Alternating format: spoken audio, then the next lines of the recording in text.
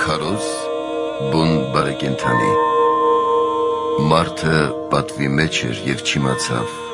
հավասարվեց անբան անասուններին և նմանվեց նրանց։ Մարդը պատվի մեջ էր, քանզի ստեղծվեց որպես բոլոր տեսանելի արարածների թագավոր ու իշխան, և նրա համար ստեղծվեցին երկինքն ու երկիրը, բույսերն ու կենդանիները, ինչպես Սուրբ Գիրքն է ասում. ամեն ինչ նրան հնազանդ ստեղծեցիր և դրեցիր նրա ոտքերի տակ։ Քանզի բոլոր արարածները մարդու ծառաներն ու սպասավորներն են, ոմանք որպես լցկան, ոմանք որպես բեռնակիր, ոմանք էլ այլև այլ կարիքների համար, իսկ մարդը ոչ ոքի ծառան չէ, այլ ազատ է և ինքնակալ։ Այս է ցույց տալիս նրա կազմվածքը, որ դեպի վեր է ուղղված և ոչ թե անասունների պես կորագլուխ ի նշան հնազանդության։ Երկրորդ,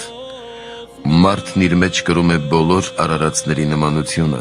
քանզի անշունչների պես տեսանելի գոյացություն է, բույսերի պես աճում է, կենդանիների պես զգում և հրեշտակների պես գիտենում։ Այս պատճառով մարդը երկրի վրա փոքր աշխարհ է կոչվում։ Երրորդ, մարդու համար պատիվ է այն, որ Աստված նախ խորհեց, թե ինչ ստեղծի և ինչպիսին լինի, ում վրա իշխի և ում պատկերն ունենա, և ապա ստեղծեց մարդուն, ինչպես ասում է. «Ստեղծենք մարդուն մեր պատկերով ու նմանությամբ և թող իշխի ձկներին ու ծովին»։ Ով մեծասքանչ խորհուրդ, երկինքը, երկիրն ու ծովը, արեգակը, լուսինն ու աստղերը ստեղծվեցին առանց խորհուրդ անելու, մինչդեռ մարդու մասին նախապես խորհում է Աստված, և նրա խորհելով մարդը կար իր լինելույությունից առաջ։ Չորրորդ, բոլոր արարածների համար ասաց և եղան, հրամայեց և հաստատվեցին, իսկ մարդուն ձեռքով ստեղծեց, ինչպես գրված է. «Տեր Աստված վերցրեց երկրի կավը և նրանից ստեղծեց մարդուն, որ խորհրդանշում է մարդու հանդեպ առավել հոգածությունը»։ Հինգերորդ, ինչպես որ մեծատուն այրը, երբ կամենում է պատվել որևէ մեկին, նախ նրա կերակուրն ու ըմպելիքը, տեղն ու զարդարանքներն է պատրաստում և ապա նրան հրավիրում, այնպես էլ ամենից մեծատունը Աստված նախ պատրաստեց այն ամենը, ինչ անհրաժեշտ է մարդուն, զանազան կերակուրներ ու ըմպելիքներ, երկինքը որպես ծածկ, երկիրը որպես հատակ, լուսատուները որպես ճրագ, գեղաձայն երգեցիկ թռչուններով և բազմապիսի ծառերով դրախտը որպես բազմոց, և ապա մեծարեց մարդուն պատվելով, որպեսզի նայի բնե ոչ թե սին ու աղքատիկ, այլ առատ և լի բարիքների տեր լինի։ Վեցերորդ, մարդը ողջ աշխարհի կապն ու լրումը եղավ, քանզի նրանից առաջ եղած իմանալի և զգալի գոյացությունները, որ միմյանցից բաժան էին և հեռու, Աստված ժողովեց մի էության մեջ, մարդուն կազմելով իմանալի հոգով և զգալի մարմնով, որով երևում է, որ մի է ողջ աշխարհը, մի Արարչի կողմից ստեղծված։ Յոթերորդ, անմարմինները զուրկ են մարմնավոր, իսկ մարմնավորները անմարմին բարիքներից, իսկ մարդուն Աստված պատվեց երկու բարիքներին էլ հաղորդ դարձնելով։ Քանզի ինչ որ ինքն ուներ, տվեց և մարմնավոր բարիքներն էլ չխնայեց ու չնախանձեց, ահա այս է մարդուն կրկնակի պատվելը։ Ութերորդ, Աստված մարդուն զարդարեց առաքինությամբ, որպեսզի ոչ միայն ձրի տուրքով, այլև վարձքով պսակի։ Քանզի հրեշտակները չեն կարող ոչ ավելացնել և ոչ էլ նվազեցնել իրենց գոյացական վարձքը, մինչդեռ մարդը կարող է աճել առաքինությամբ։ Իներորդ, մարդը երկու պատիվ ավելի ունի, քան մյուսները, որոնք են մեղքերի թողությունն ու մարմնի հարությունը։ Եվ այստեղ հոգին մարմնի, իսկ մարմինը հոգու շնորհիվ է վարձատրվում, քանզի մարմնի պատճառով ենք մեղքերի թողություն ստանում, մինչդեռ հրեշտակներն այդ չեն կարող ունենալ, որովհետև մեղքի ենթակա մարմին չունեն։ Եվ քանի որ անմահ հոգի ունենք, նաև մարմնի հարության ենք արժանանում, որն այլ կենդանիներ չունեն։ 10. Քանզի մարդն արարչի պատկերով ստեղծվեց, որը գերագույն է բոլոր պատիվներից, ինչպես գրված է. Աստված մարդուն ստեղծեց իր պատկերով, այսինքն մտքով, բանականությամբ, անձնիշխանությամբ, սրբությամբ, բարությամբ և այլ հատկություններով, և նրան բնակեցրեց Ադենի անապական դրախտում և իր պատվելի պատկերը զարդարեց լուսեղեն զգեստով ու անմահ կյանքով, ինչպես ասում է, մարդը պատվի մեջ էր։ Սակայն մարդը, որ արարչի պատկերին խառնված ուներ նաև հողեղենի պատկերը, քանզի ինչպես գրված է, արու և էգ ստեղծեց նրանց, զրկվեց իր պատվից և նմանվեց անասուններին։ Մինչդեռ Քրիստոսի համար չկա արու և էգ, ասում է առաքյալը, որից հետևում է, որ սրանով մարդը նման չէ Աստծուն։ Իսկ թե ինչու Աստված արու և էգ ստեղծեց նրանց, այս մասին վարդապետները 5 պատճառ են նշում. Նախ, որպեսզի պատկերը տարբերվի իր նախատիպից, քանզի ամբողջովին նմանը նույնն է։ Երկրորդ, քանզի կամեցավ, որ մարդը հոգևոր բարիքի հետ նաև մարմնավորը վայելի։ Երրորդ, որպեսզի ոչ միայն ձրիաբար, այլև մարմնի առաքինությամբ արժանանա պարգևների, ինչպես որ վեր ասացինք։ Չորրորդ, որովհետև կամեցավ, որ մարդկանց բազմացումն այսպես լինի, քանզի երբ նրանք ընկան հրեշտակային կյանքից, կենդանիների նման բազմացան։ Հինգերորդ, մարդկանց փրկության համար, որն իրականացավ փրկչի մարմնացմամբ, այս պատճառով մարմինը խառնվեց հոգու հետ,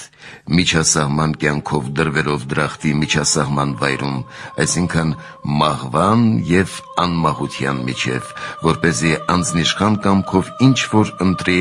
այն էլ ստանա կամ մահ, կամ անմահություն։ Եվ նրա առջև դրեց բոլոր ծառերը, որոնք բովանդակում էին բարիքների և երանությունների ամբողջությունը, որպեսզի նրանցով մարդը միշտ մնար անմահության մեջ։ Այս է մեր առաջին և սկզբնական կյանքը, որը կորցրինք և հարության օրը վերստին պիտի ստանանք։ Այլև մահվան սպառնալիքով մարդուն հրաժարեցրեց բարու և չարի գիտության ծառից, իսկ նա թողեց անմահ կյանքը, անցալով օձի պատրանքներին և հեշտանալով զգայություններով, կորցրեց իր մեջ աստվածային պատկերը և պատվեց անասնականը։ Այսպես մարդը հավասարվեց անբան անասուններին ու նմանվեց նրանց բարկությամբ, ցանկությամբ և այլ հատկություններով։ Այստեղ 3 հարց է ծագում. Նախ, ինչու բարկանալն ու ցանկանալը մեզ համար մեղք է, իսկ կենդանիների համար ոչ։ Երկրորդ, ինչու ենք առավել հեշտությամբ մեղք գործում, քան բարիք։ Եվ երրորդ, ինչ պատճառով ենք մեղք գործում։ Ինչու անբան կենդանիների համար բարկությունը, ցանկությունը և մյուս հատկությունները բնական են համարվում, իսկ մեզ համար աղտ և մեղք։ Պետք է ասել, որ սրանք անբան կենդանիների համար ոչ միայն բնական են, այլև նրանց պահպանող հատկություններ, քանզի բարկությամբ են հարատևում գիշատիչ գազանները և բազմածին կենդանիները ցանկությամբ են բազմանում։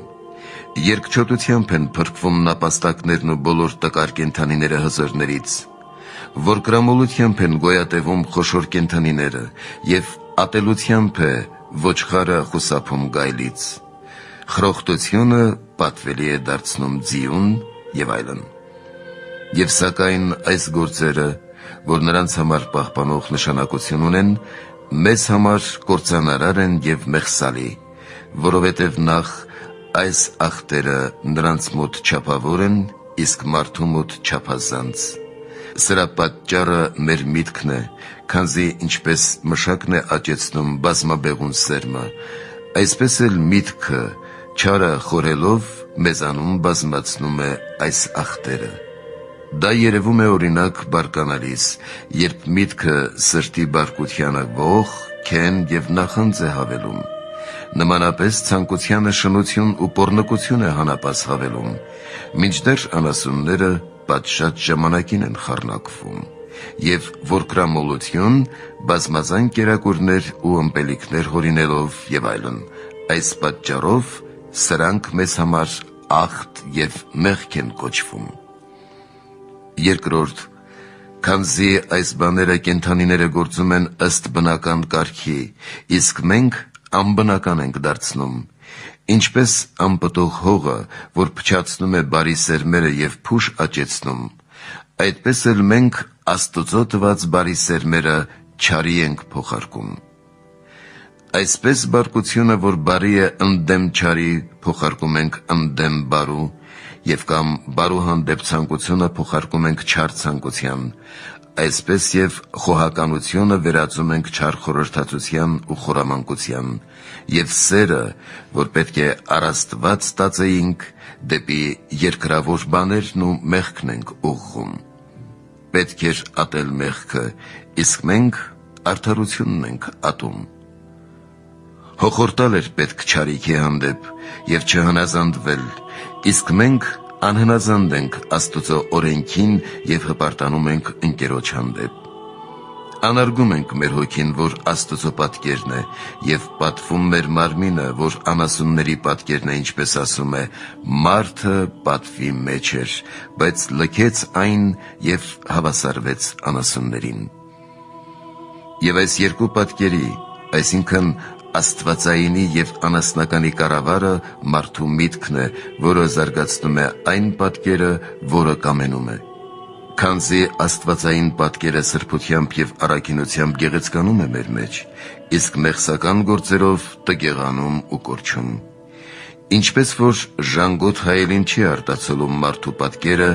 իսկ մաքուր հայելու մեջ հստակորեն երևում է այն, այնպես էլ երբ սրբվում ենք մեղքերից, նույն ժամ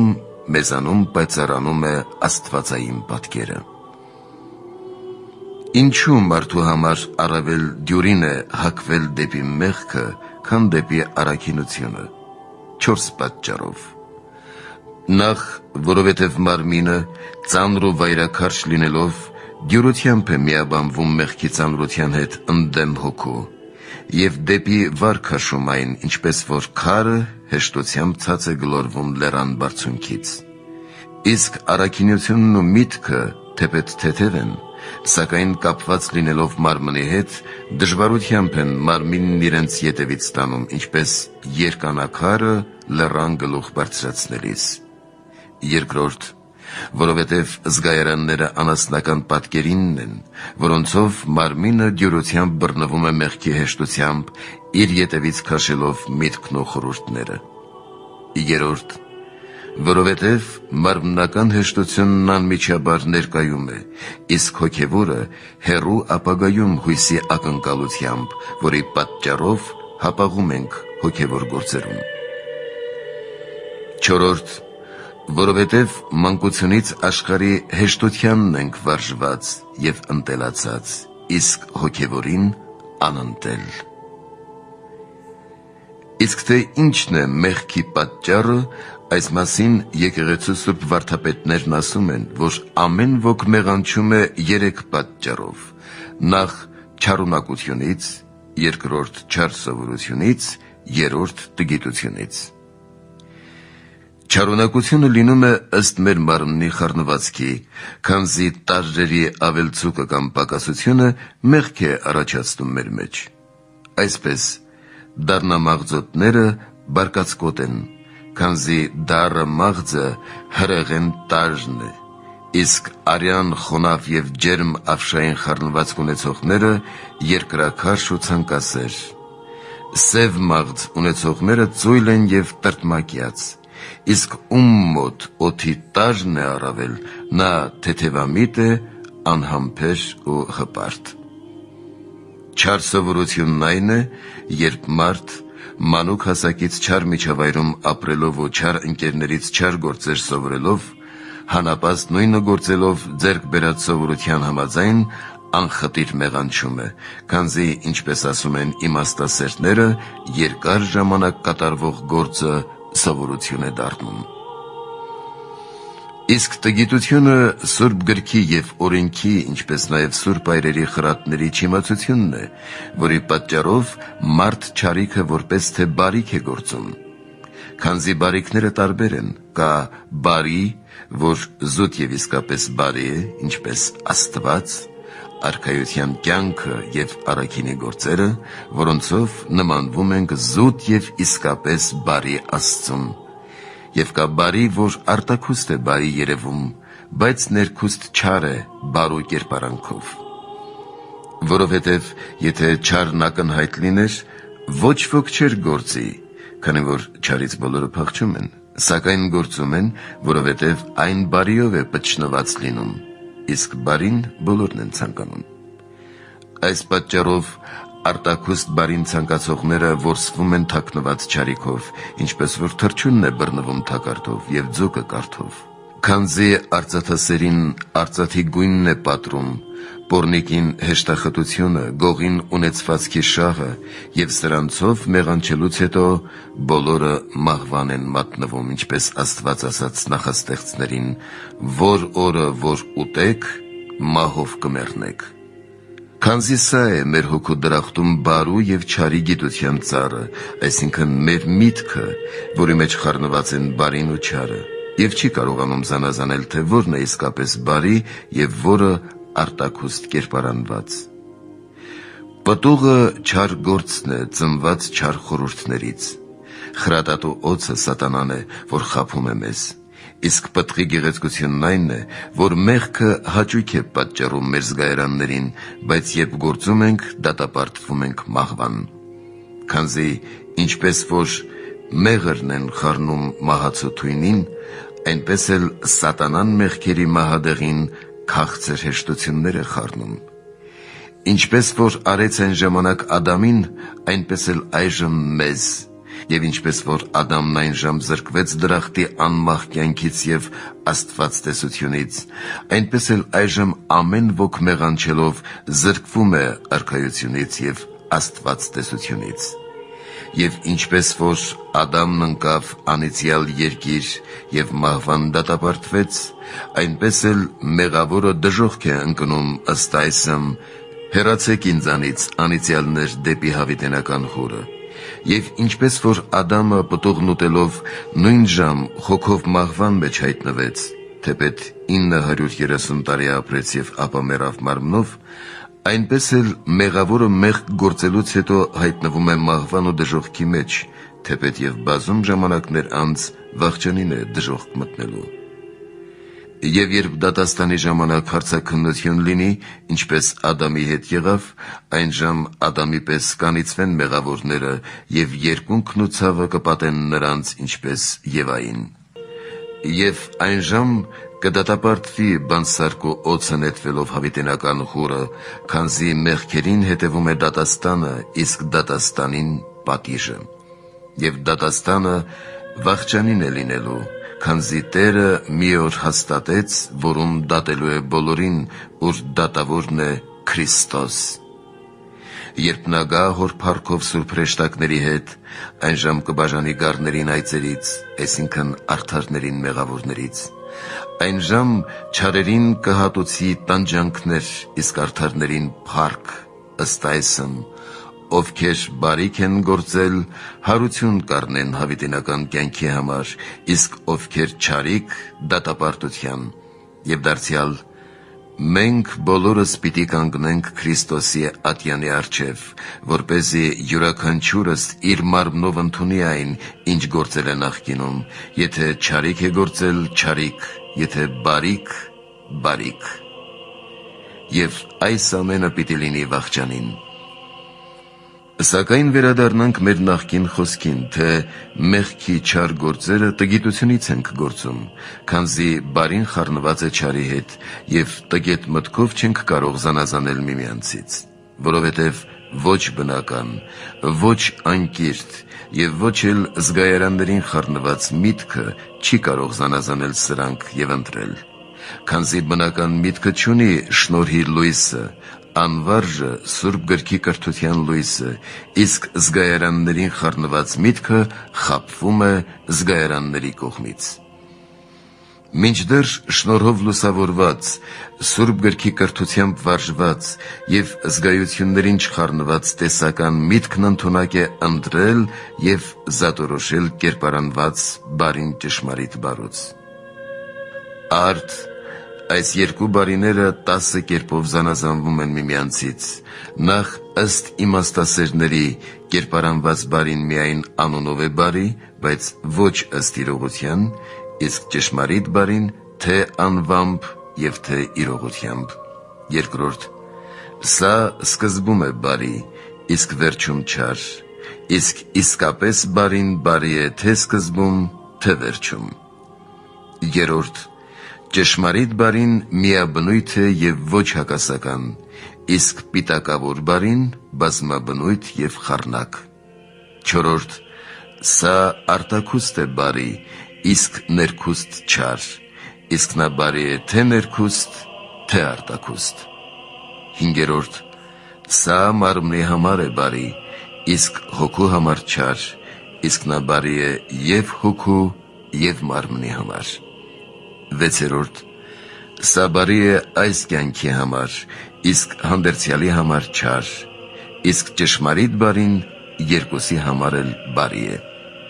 Յոթերորդ, սա բարի է կյանքում, իսկ մահվան մեջ չար, իսկ զուտ բարին և կյանքում, և մահվան մեջ։ Ութերորդ, սա բարի է ժամանակավորապես, իսկ հավիտենապես չար, իսկ նա հավիտենական բարի։ Իններորդ, սա փոփոխական բարի է, իսկ նա անփոփոխ։ Տասներորդ, այս մարմնական բարիքով սատանային ու դժոխքին են հաղորդ լինում, իսկ այն հոգևոր բարիքով անստեղծ և զուտ բարի Աստծուն արքայության ժառանգորդ լինելով։ Այս զանազանության մասին շատերը չգիտեն և կերպարանված բարին են գործում, որպես թե ճշմարիտը, որ մեղք է և չարիք։ Այսպիսով, մարդ մեղանչում է նշված 3 պատճառներով՝ չար սովորության, չարունակության և տգիտության, որոնց բժշկությունը լինում է այսպես. Չար սովորությունը բժշկվում է բարի սովորությամբ, բարի միջավայրում, բարի ընկերների հետ բնակվելով, քանզի մարգարեն ասում է. «Սուրբի հետ սուրբ կլինես և անբիծ այրի հետ անբիծ, որովհետև ինչպես որ չարին սովորեցինք անձնիշխան կամքով, այնպես էլ բարուն ենք սովորում»։ Տգիտությունը բժշկվում է գիտությամբ, Սուրբ Գրքի սերտմամբ և սուրբ հայրերի խրատներով, իմանալով Աստծո կանոններն ու պատվիրանները, որոնցով զանազանվում են չարն ու բարին։ Իսկ չարունակությունը բժշկվում է հեռու մնալով մեր մեջ ցանկություններ բորբոքող կերակուրներից, ինչպես որ վարելանյութը պակասեցնելիս մարում է հուրը, ինչպես նաև մարմնի տքնությամբ և չարչարանքներով։ Այս պատճառով, երբ պահքով հեռու ենք մնում ավելորդ կերակուրներից ու ըմպելիքներից և տքնությամբ ու աղոթքով չարչարում ենք մեր մարմինը, ազատվում ենք խառնվածքի չարունակությունից, որը դեպի մեղքն է ձգում։ Եվ սրբվելով մեղքերից, մեր մեջ վերստին պայծառանում է Աստծո պատկերը, որն ունեինք ի սկզբանե նախքան մեղանչելը դրախտում։ Եվ քանի որ ճշմարիտ է այս, եղբայրներ, բռնադատենք մեր մարմինները, պնդանանք պահեցողությամբ, հաճախակի աղոթենք։ Մեր սրտերից հանենք չարիքը, սիրենք միմյանց սուրբ սրտով և անկեղծ մտքով, դառնանք առ Աստված, և նա կդառնա դեպի մեզ։ Ներենք միմյանց, որպեսզի նա էլ մեզ ների, գթանք աղքատներին, որպեսզի նա էլ մեզ գթա։ Քաղցածների համար հաց լինենք և մերկերի համար զգեստ, անտունների համար օթևան և հիվանդների համար բժիշկ, որպեսզի Աստված էլ մեր հոգու և մարմնի վերքերը բժշկի, ծածկելով մեր ամոթալի գործերի մերկությունը, եւ մեր ժողովի հայրական օթևաններում ամենքին արժանացնելով մշտավետ ցնծության եւ անտրտում ուրախության ի Տեր մեր Հիսուս Քրիստոս, որ օրհնյալ է հավիտյան։ Ամեն։